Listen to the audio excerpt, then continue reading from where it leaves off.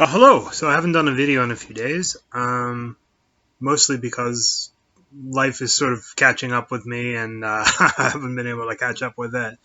But one of the things that I want to talk about today is, before I start talking, I better get a little swig there. Um, so today is the 1st of March, 2022, and it's pretty clear that the world is a very crazy place right now, and it just seems to be getting more and more so. And it's very confusing because you don't know what to do.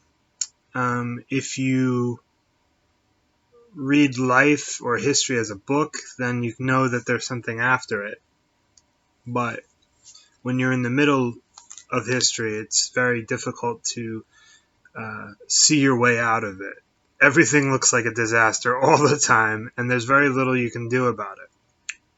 So that got me thinking to the books that I've read about Stoicism. Stoicism, I believe, was an ancient Greek philosophy. I think the word comes from stoa,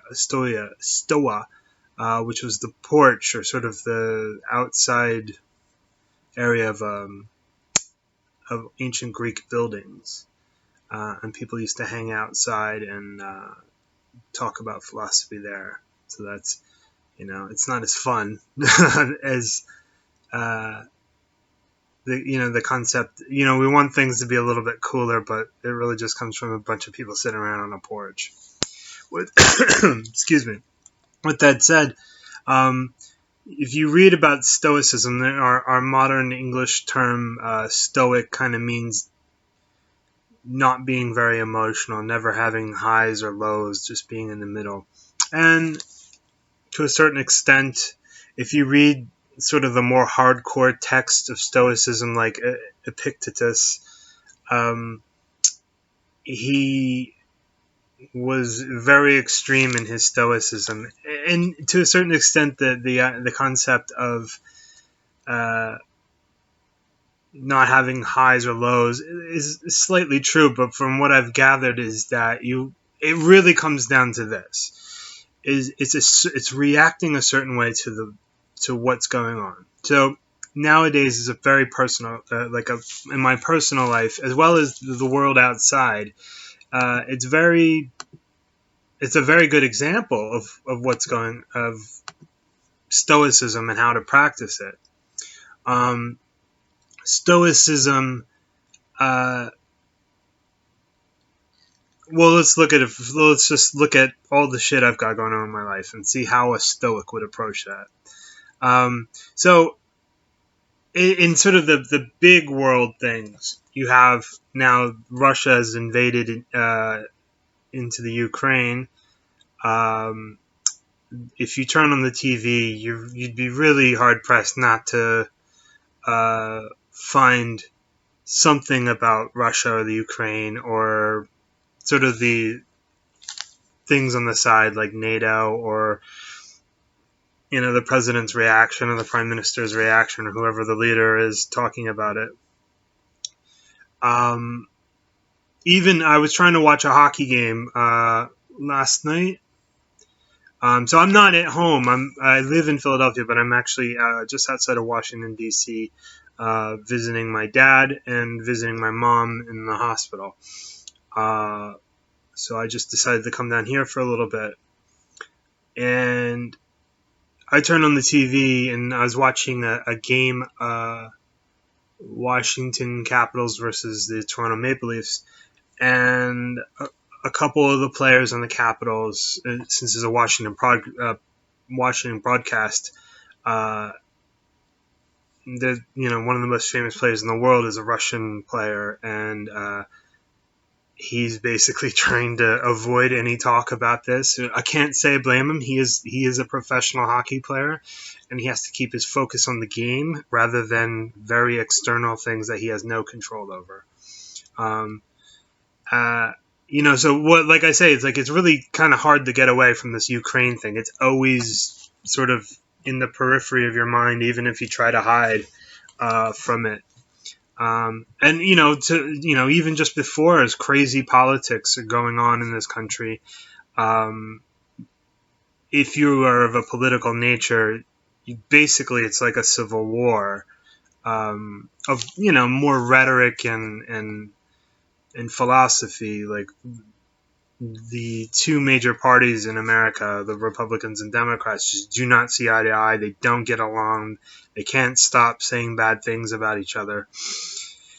Um, and that's just really heavy, because inevitably something political will come up. If you see that the price of milk has gone up, or the price of gasoline has gone up, or the price of anything has gone up, or a policy that you don't like. For example, I'm not very fond of masks. I have dealt with that.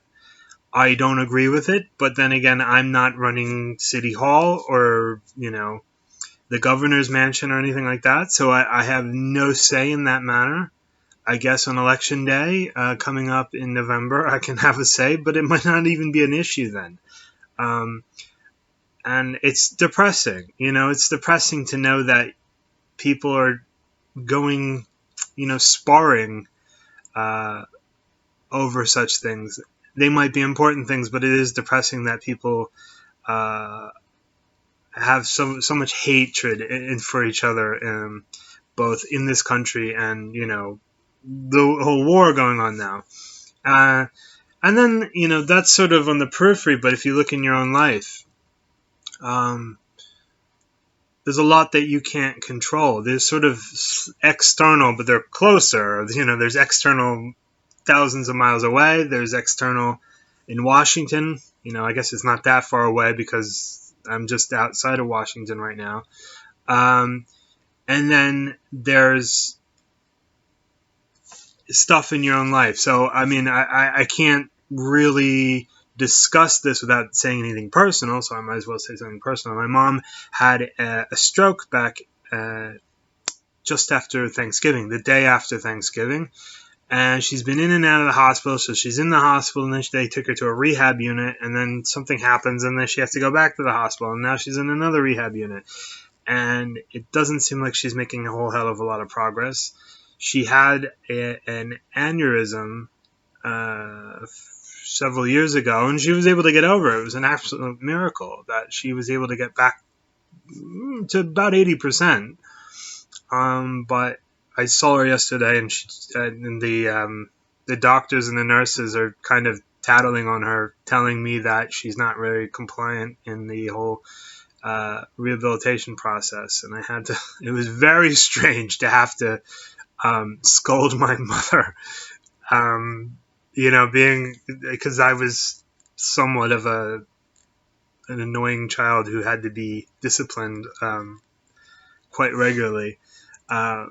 But it was very, very bizarre to have to do that. It's just like, try to light a fire under her ass just to get her to, it's like, you need to get out of here. Nobody likes visiting you in a hospital, and nobody gets any joy out of this. And the thing is, like, I can't do the work for you, Mom, and these people can't do the work for you. I can go there and try to cheer you up. My dad can go and cheer you up, and these people can tell you how to do the exercise, but you got to do the work. It's all on you. And for me, it's very difficult, because I feel like there's a pressure on me to, excuse me, holding that a while. There's a pressure on me to, like, to give everything I've got, even just to encourage her or just be around her, make her feel better. But like I say, I can't do the work for her. And it's very depressing, because I've got my own problems in life. And I'm not living at home, I'm not at home with my wife and my animals. And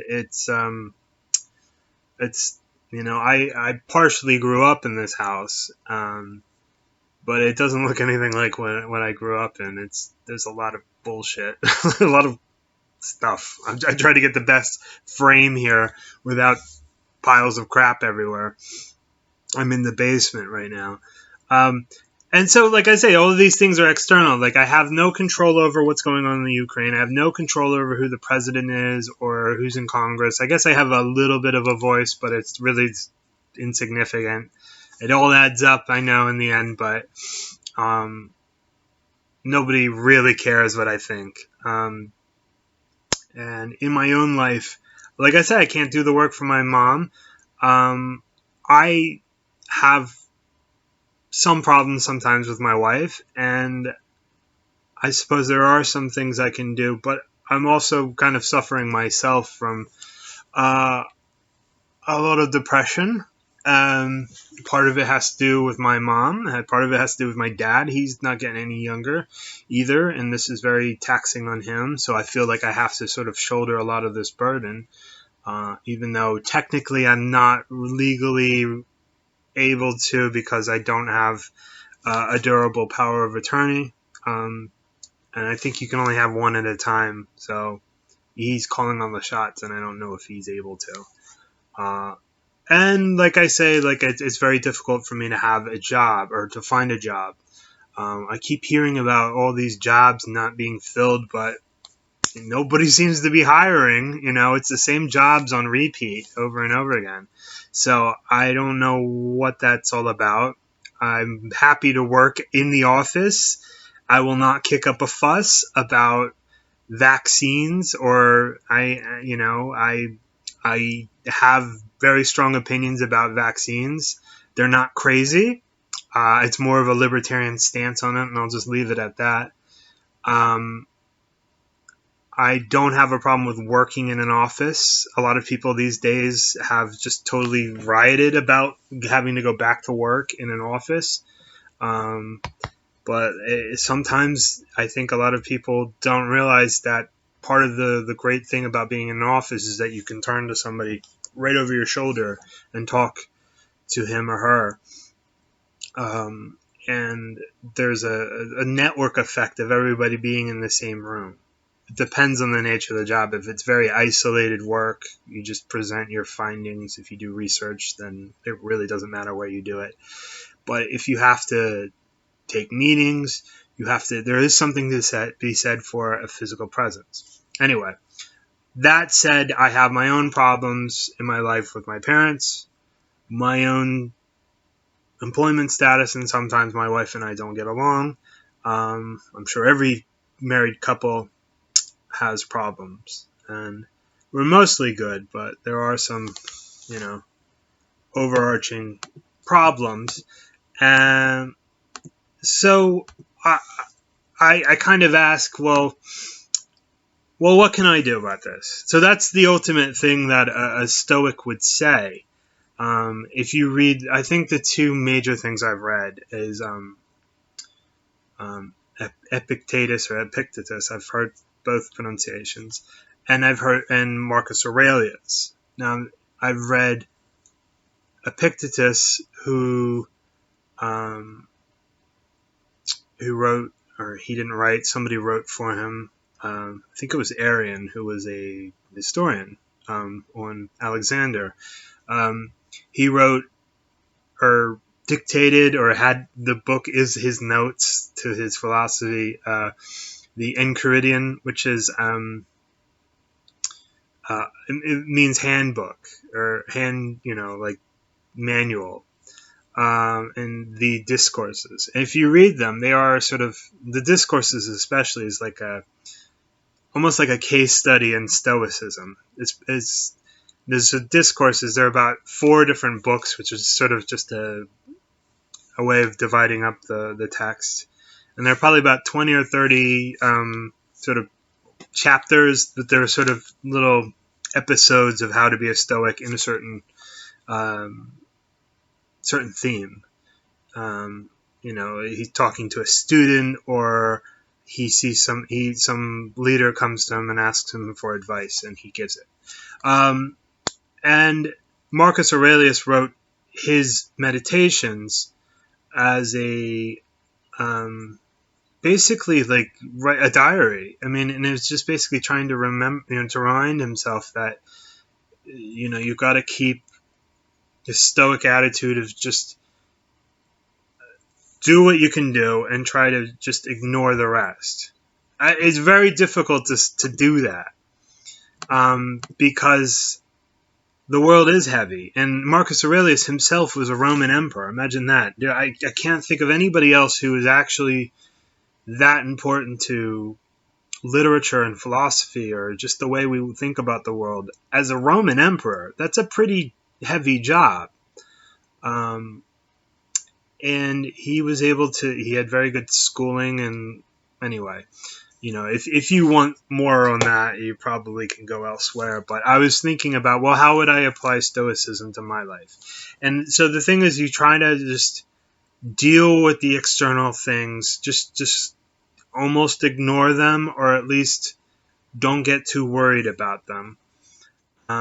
So this war in Ukraine. Well, what is the effect that it has on me? It's sad seeing a whole country being ripped apart by a foreign aggressor. I get that, and I think anybody who has a heart would realize what it would be like if some foreign invader came in and just started bombing the hell out of your city. So you can have empathy for them. You feel bad. I don't know there's much we can do, because most of the things that can be done for these people are done at a much higher level. Usually politicians, and they're too busy, trying to score points with their voters and score points against their political opposition. The crazy politics, you can vote once a year, once every 4 years, once every 2 years, whatever it is. That's all you can do is vote. Learn about the issues and make an informed opinion about it, and then go vote. And that's really all you can do. I mean, it's funny that we get all bent out of shape. There's really not much you can do about it. You might be able to write letters, and sometimes your congressman or your mayor or whoever it is that represents you, sometimes they listen. They usually don't, because they're political actors, and they're more interested in how to win votes, to maybe stop losing votes, things like that. Okay, so you can't do anything about that, and I can't do anything for my mother. I mean, I can sit there and encourage her, which is actually, if you're discouraged and you love your family and they come to visit you, it makes you feel better. And as far as my dad is concerned, I can do stuff around the house for him. He's getting kind of creaky, can't really do as much as he used to be able to do. And so he doesn't do stairs that well. So I just take stuff down to the laundry and do them for him. I take stuff, when the laundry's done, I take it up for him. He's very insistent on cooking. So, I mean, hey, I get it. I like to cook when I'm feeling a bit down. It's the more meditative, focused process that I really enjoy. Food's good. I like it, but I don't love it. It's more of it's a coping mechanism for stress and for depression. It's something to kill an hour or two, and you got to add each one of those up. So that's the thing, is like, what can I do about how to make my own life better? And I suppose that you can kind of try to have a vision of where things are going. So, I mean, no matter what happens with my mom, whether she has a miraculous recovery, comes home and she lives, another 20 years just fine, that's good. That's the best possible outcome. On the other hand, she could just go, you could just wither away, and that's a possibility too. And for my father, there's not much I can do either. I can help him, but I can't call the doctor for him. We do have privacy laws in this country. Well, technically, he just gave me power of attorney over him, so you shouldn't be signing over those DNR orders unless he trusts me. It's just a bit of a joke. Lawyers, it's a joke. So my advice to myself, and you can take that for what it's worth, is, so in a world of really just shaky politics, shaky global, looks like we're going to be back in a Cold War. Who knows what China's up to? Things are going to get very weird. Looks like coronavirus is over. That's one way to solve the coronavirus, sort of plague and all the panic about it, is just find something else that's scary to everyone. And so in a world of really just shaky environment, you got to find something stable to hang on to. And so I understand why people would have like a sort of penchant for religion, because if you feel that God's been there for you in your faith in whatever you believe in, makes you feel better. And it doesn't really piss anyone else off, and it doesn't really step on anyone's toes. It's a good thing. It really, whatever you need to get through the day, is a good thing. And for me, like I have been trying to read the Bible lately. I just kind of get distracted.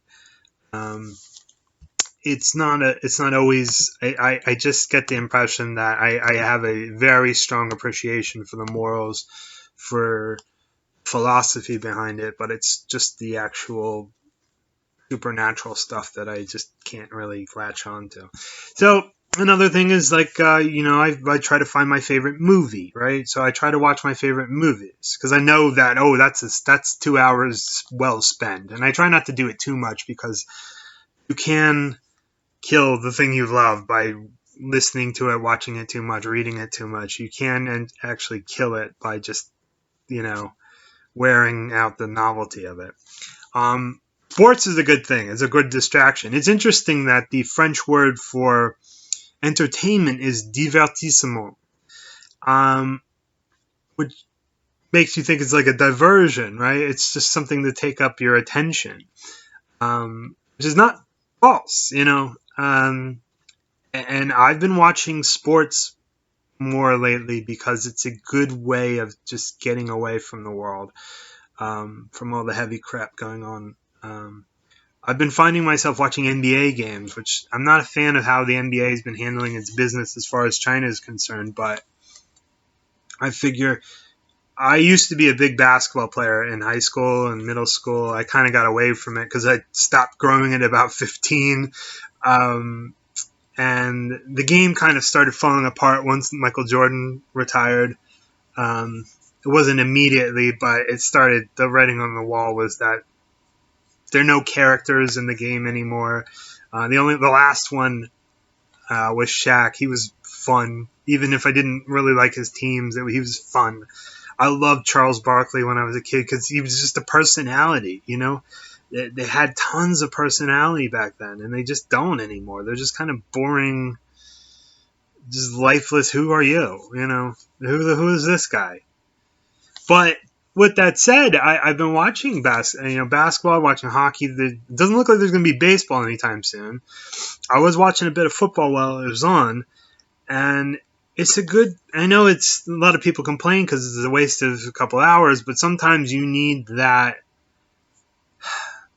You need those couple hours just to get away from the heavy stuff in your life. I get it. Another thing that I've sort of recommended to myself, a lot of this, so you got to learn to take your own advice, is don't watch or read or listen to too many depressing things. So, as far as movies are concerned, I can't watch tragedies and hardcore dramas. It's just too much for me. I was like, I got enough drama in my own life. I need to get away. I know that drama can be art, and sometimes it can be life affirming in the sense that Shakespeare's a lot like that, where you get an appreciation for life and this sort of jumbled up stuff that happens in life, and how that perhaps that this is all just a bit of a play that we're in, but it's very heavy, it's depressing, and you end up just totally emotionally spent after watching them. So I basically have said, look, I can only watch funny movies, funny TV shows, even if they're stupid, meaningless. I don't care. Um, and the same is true with books. I mean, I'm on this great books of Western literature and Western world kick, and I'm reading Troilus and Cressida, which is sort of a tragic poem written by Geoffrey Chaucer, and it's part of the program. So I've been sort of delaying it. I read the chapter at a time. There are only 5 books, sort of divisions within the book, the overall work, and I got to get through the next 4, and it's kind of rough. Maybe I'll just do something philosophical or fun next. The other thing I guess I could recommend is that I know that a lot of people will turn to the Bible. I just don't really have that. If you read Job, a lot of people turn to Job when they're depressed because this guy basically has been given everything in the world and it's all taken away from him, and he basically is trying to keep his faith and be true to God, yet he's really being tested. And God actually, at the end of the book, they have it out with each other. And God explains to him, like, you don't know who I am. You don't know my will, what my plans are. There's a famous line in it. Where were you when I laid the foundations of the earth? So if you do believe in God, or if you do believe in some sort of master programmer of this whole simulation we're living in, you don't know where this story is going. And so to call everything into question in the middle of it's kind of a bit presumptuous. Because it could be, what seems like a tragedy could be a comedy, So, anyway, my tea's getting cold. I have to go heat it up in the microwave, so I'll leave it there. I'll try to keep these a little bit more regular. My dad and I have been taking turns going to visit Mom. I don't really want to record these with my dad around. He's like, what are you doing down there? I like to do this sort of privately because otherwise I just don't feel free to talk. Anyway, keep on trucking. Keep on keeping busy. Stay alive. Stay positive. Don't watch too much news. Just see. I really just check. Is the war still going on? How's it going? Give it maybe 10 minutes, and that's it. I'm not going to, there's a lot of death over there. They don't need suicides over here from all the depressing atmosphere that's around. So anyway, I'll talk to you soon. Bye-bye.